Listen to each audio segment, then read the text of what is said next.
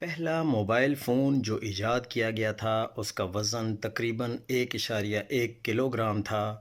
یہ 1973 میں Motorola company نے بنایا تھا اور اس کو چارج ہونے میں 10 گھنٹے لگتے تھے، جبکہ یہ صرف 30 منٹ کی کال کی سہولت دیتا تھا۔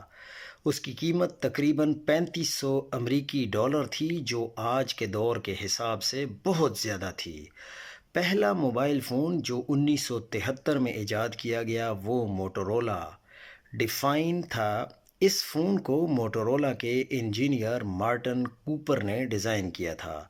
یہ فون اس وقت ایک بڑا انقلاب تھا، کیونکہ اس سے پہلے صرف لینڈ لائن فونز استعمال ہوتے تھے۔